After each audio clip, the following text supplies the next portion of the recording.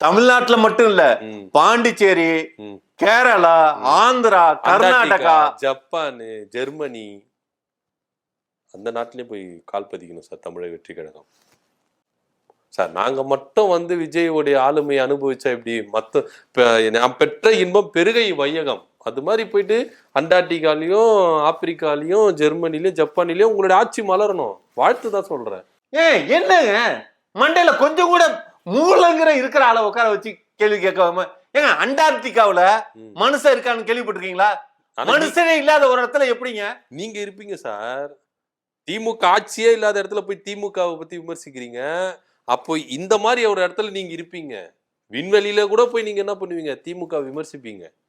அங்க இருக்கிற அந்த விண்வெளி வீரர்கிட்ட எல்லாம் போய் என்ன சொல்லுவீங்க?